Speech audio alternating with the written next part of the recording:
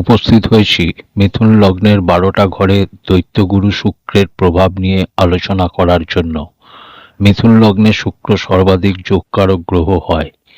এই লগ্নে শুক্র পঞ্চম ও দ্বাদশ ঘরের অধিপতি হয়, কিন্তু শুক্রের ব্যয়ের দোষ লাগে না।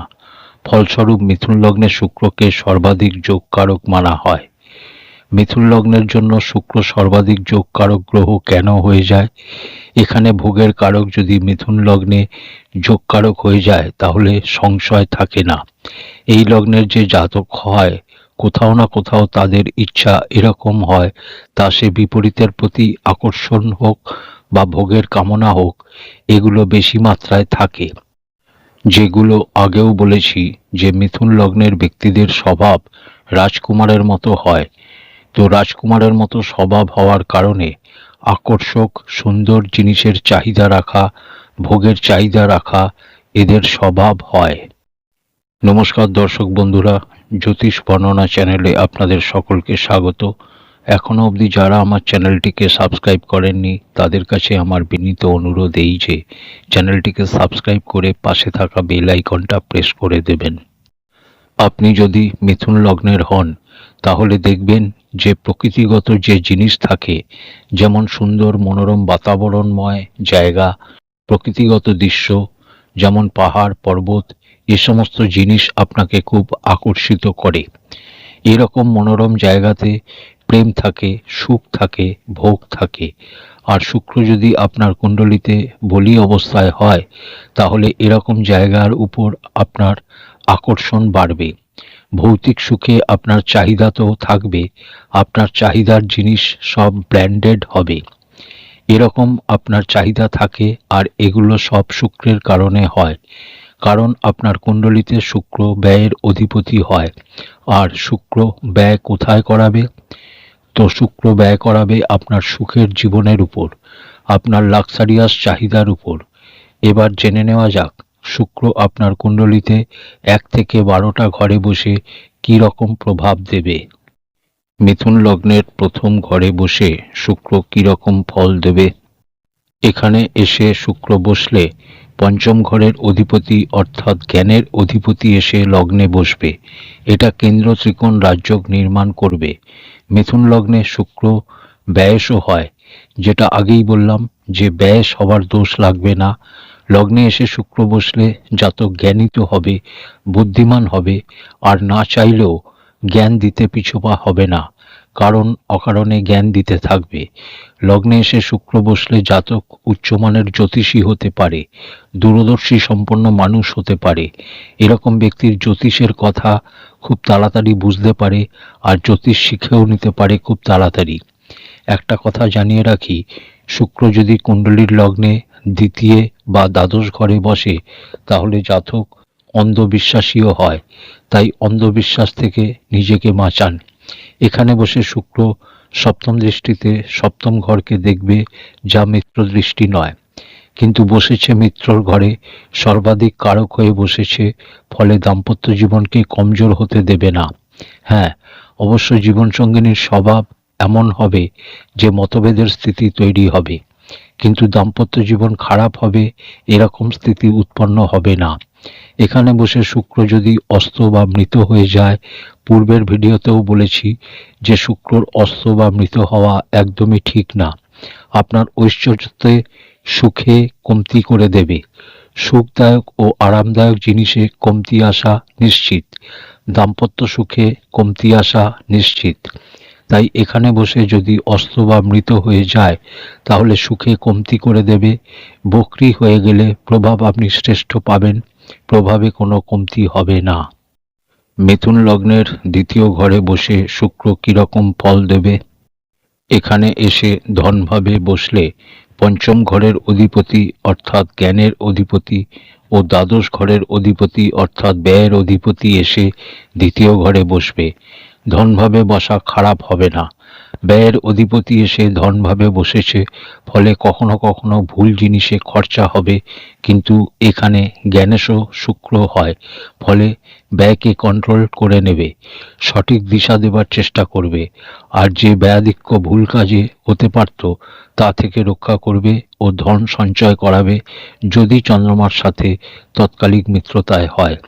শুক্র এখানে অস্ত বা মৃত হয়ে গেলে সুখে কমতি হবে, এখানে বসে বক্রী হয়ে গেলে ভালো রেজাল্ট পাবেন। এখানে ধনভাবে কর্কট রাশি, যার অধিপতি চন্দ্র। কর্কট রাশি হচ্ছে সাম রাশি, ফলে 0 থেকে 6 অংশ অবধি শুক্র মৃত অবস্থায় হবে। এখানে বসে শুক্র সপ্তম দৃষ্টিতে অষ্টম ঘরকে দেখবে, যা মিত্র দৃষ্টি। এখানে দৃষ্টি দিয়ে বিশেষ কোনো কষ্টপ্রদ স্থিতি উৎপন্ন করবে না, স্বাস্থ্যতে বিশেষ কোনো সমস্যা উৎপন্ন করবে না, অর্থাৎ এখানে রোগভাবে দৃষ্টি দিয়েও বিশেষ কোনো ক্ষতি করবে না। মিথুন লগ্নের তৃতীয় ঘরে বসে শুক্র কিরকম ফল দেবে?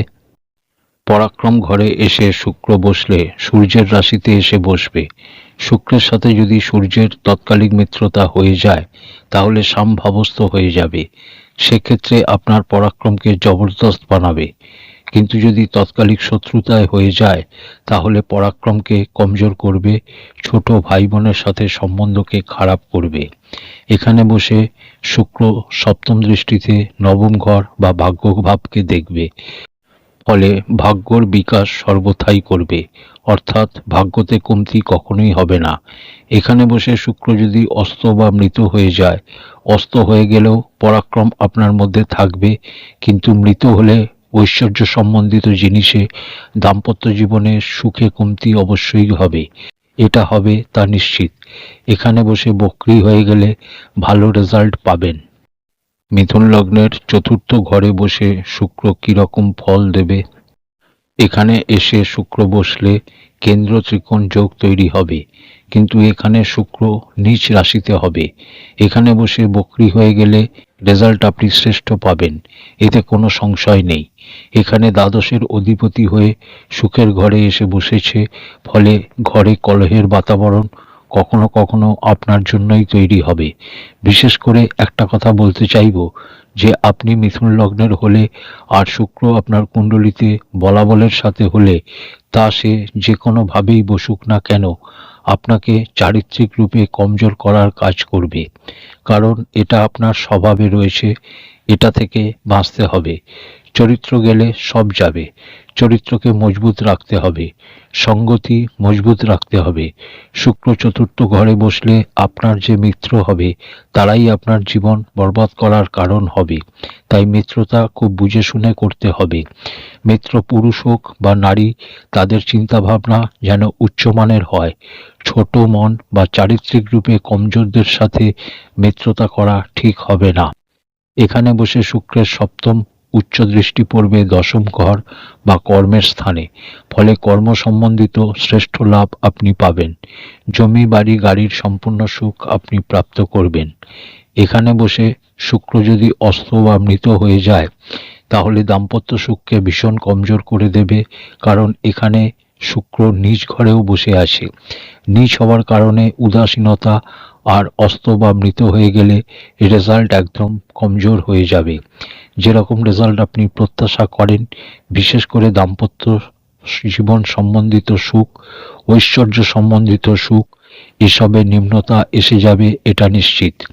যদি শুক্রের নীচত্ব ভঙ্গ হয়ে যায়, যদিও এটা বেশিরভাগ ক্ষেত্রে হয়ে যায়, কারণ বুধ যদি সাথে বসে যায় তাহলে নীচত্ব ভঙ্গ হয়ে যাবে, আর যদি বুধ পঞ্চম ঘরে বসে যায় তাহলে পরিবর্তন হয়ে যাবে, আর সেই অবস্থাতেও নীচত্ব ভঙ্গ মানা হবে। নীচত্ব ভঙ্গ হয়ে গেলে আপনার সমস্যা নেই। মিথুন লগ্নের পঞ্চম ঘরে বসে শুক্র কিরকম ফল দেবে? এখানে এসে শুক্র বসলে অত্যন্ত শ্রেষ্ঠ। সন্তান সুখে, জ্ঞান সুখে, প্রত্যেক প্রকারের সুখ আপনাকে প্রদান করবে। ফাইন্যান্স সম্বন্ধিত কার্যক্ষেত্রে কাজ করলে সফলতা আপনার জবরদস্ত। এখানে বসে সপ্তম দৃষ্টি একাদশ ঘর বা লাভ ঘরে দেবে, ফলে লাভের ক্ষেত্রে কখনো কোনো কমতি হবে না।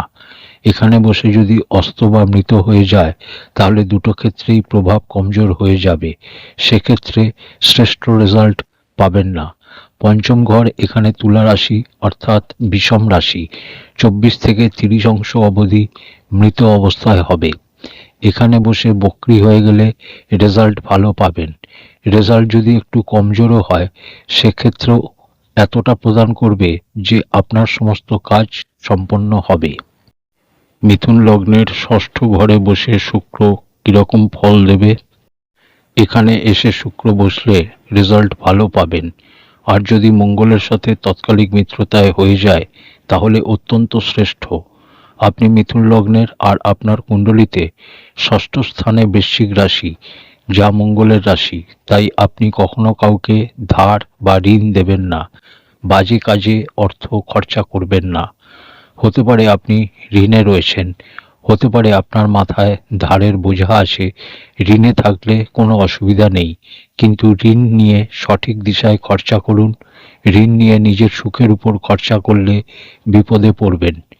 এখানে বসে শুক্র সপ্তম দৃষ্টিতে দ্বাদশ ঘরে দৃষ্টি দেবে, যা নিজেরই রাশি, যা অত্যন্ত শ্রেষ্ঠ। বিদেশ যাত্রা, বিমান যাত্রা এ ধরনের সমস্ত সুখ আপনাকে জীবনকালে প্রদান করবে। এখানে বসে শুক্র বক্রী হয়ে গেলে রেজাল্ট ভালো পাবেন।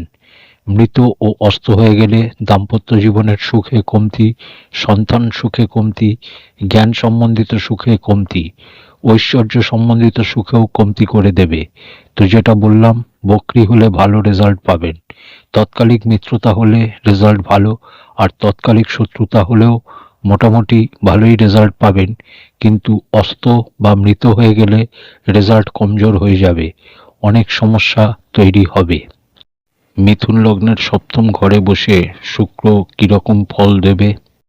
এখানে এসে বসলে দাম্পত্য ভাবে বসবে, যা শত্রু রাশি, নৈসর্গিক শত্রু রাশিতে হবে।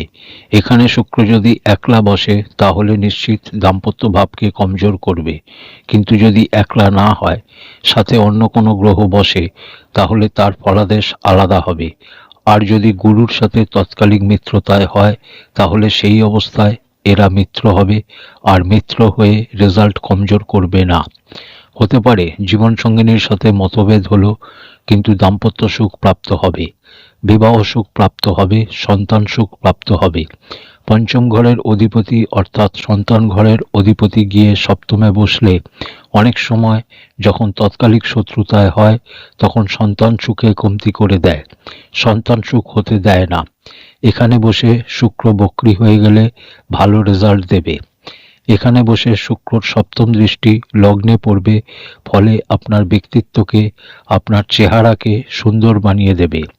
আপনি পুরুষ হলে আপনার চেহারায় একটা সুন্দর কমলতা এনে দেবে, আর স্ত্রী হলে অদ্ভুত সুন্দরী বানাবে। এটা লগ্ন ও সপ্তম দুটো ঘরের ক্ষেত্রেই প্রযোজ্য হবে। এখানে বসে অস্ত বা মৃত হয়ে গেলে রেজাল্ট কমজোর হয়ে যাবে। দাম্পত্য সুখে, সন্তান সুখে, জ্ঞানের সুখে, ব্যবসা সম্বন্ধিত সুখে কমতি এনে দেবে। মিথুন লগ্নের অষ্টম ঘরে বসে শুক্র কিরকম ফল দেবে? এখানে এসে শুক্র বসলে খুব কষ্ট প্রদান করবে এরকম নয়। এখানে বসলে এটা বিপরীত যোগী হবে, মিত্র রাশিতে বসবে, আর মিত্র রাশিতে বসে সর্বদা আপনাকে লাভ প্রদান করবে। কিন্তু স্বাস্থ্যজনিত ছোটোখাটো সমস্যা, কিডনিজনিত সমস্যা, পেট সম্বন্ধিত কিছু সমস্যা দিতে পারে, সুগার সম্বন্ধিত সমস্যা, ইউরিন সম্বন্ধিত সমস্যা দিতে পারে, কিন্তু সাবধান থাকলে কোনো সমস্যাই নেই। একটা কথা বলি, শুক্র যদি আপনার কুণ্ডলিতে বলি অবস্থায় হয় তাহলে ভোগ খুব ভাবনা চিন্তা করে করুন, অন্যথায় রোগ যদি ধরে তাহলে সহজে মুক্তি পাবেন না। এখানে শুক্র যদি অস্ত বা মৃত হয় তাহলে সুখে কমতি করে দেবে। মৃত হওয়া বা অস্ত হওয়া শুক্রর জন্য ভালো না। অষ্টম ঘর এখানে মকর রাশি অর্থাৎ সাম রাশি, 0 থেকে 6 অংশ অবধি মৃত অবস্থায় হবে। এখানে বসে শুক্র বক্রী হয়ে গেলে ভালো রেজাল্ট পাবেন। এখানে বসে সপ্তম দৃষ্টিতে দ্বিতীয় ঘর বা ধন ভাবে দৃষ্টি দেবে, ফলে ধন সঞ্চয়ের ক্ষেত্রে কোনো সমস্যা হবে না। এখানে বসে শুক্র আপনাকে গুপ্তবিদ্যায় পারদর্শী বানাবে। মিথুন লগ্নের নবম ঘরে বসে শুক্র কিরকম ফল দেবে? এখানে অর্থাৎ ভাগ্যভাবে এসে শুক্র বসলে অত্যন্ত শ্রেষ্ঠ। পঞ্চমেশের গিয়ে নবম ঘর বা ভাগ্যভাবে বসা সর্বদা আপনাকে ভাগ্যবান বানাবে। এখানে বসে সপ্তম দৃষ্টিতে তৃতীয় ঘর বা পরাক্রমের ঘরে দৃষ্টি দেবে, যা মিত্র দৃষ্টি নয়, কিন্তু তা সত্ত্বেও আপনার পরাক্রমে বৃদ্ধি করবে, ছোট ভাই বোনের উন্নতি করাবে, আপনার থেকে সর্বদা লাভ তারা প্রাপ্ত করবে। এখানে বসে শুক্র বক্রী হলে রেজাল্ট ভালো। এখানে বসে অস্ত বা মৃত হয়ে গেলে, অস্ত হলে পরাক্রমের লাভ তো পাওয়া যাবে, কিন্তু দাম্পত্য সুখ সম্বন্ধিত লাভ ও বাকি ক্ষেত্র থেকে লাভে কমতি চলে আসবে। একটা কথা মনে রাখতে হবে যে আপনি যদি মিথুন লগ্নের হন আর আপনার কুণ্ডলিতে শুক্র পীড়িত হয়, তাহলে সবার প্রথম সমস্যা সন্তানের সুখে কমতি আসবে। এরপর ঐশ্বর্য সম্বন্ধিত যাবতীয় যা জিনিস আছে তা আপনার কাছে থাকবে, কিন্তু আপনি তার লাগাতার ভোগ করতে পারবেন না, কারণ এমন এমন রোগ শরীরে তৈরি হবে যে আপনি ভোগ করতে সমর্থ হবেন না। এখানে বসে বক্রী হলে ভালো রেজাল্ট পাবেন। নবম ঘর এখানে কুম্ভ রাশি অর্থাৎ বিষম রাশি, 0 থেকে 6 অংশ অবধি বালক অবস্থায় হবে। অংশটা একবার দেখে নেবেন। মিথুন লগ্ন বা রাশির দশম ঘরে বসে শুক্র কিরকম ফল দেবে? এখানে এসে শুক্র বসলে মালব্য যোগ নির্মাণ করবে।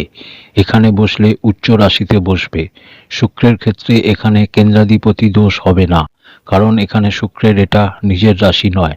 শুভ গ্রহের রাশি যখন কেন্দ্রতে হয় তখন সর্বদা শুভ প্রভাব দিতে সক্ষম হয় না। এখানে গুরুর রাশিতে বসে সর্বাধিক শ্রেষ্ঠ লাভ দেবে।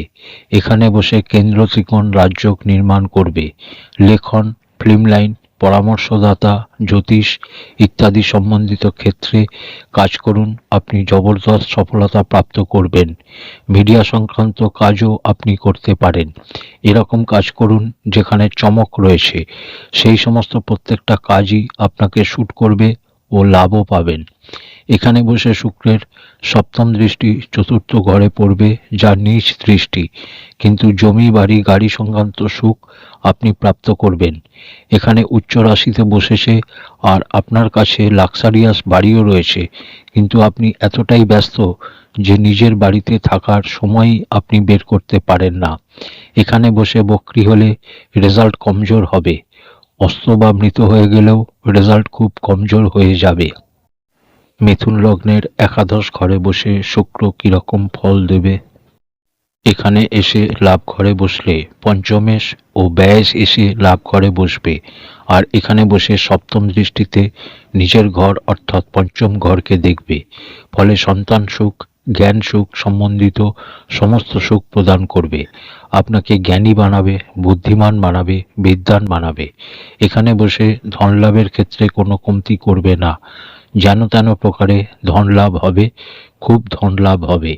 যদিও আপনার খরচা অনেক বেশি, নিজের সুখের উপর, বিশেষ করে ভৌতিক সুখের উপর আপনি অনেক খরচা করেন, তাই আয় হলে তবে তো ব্যয় হবে।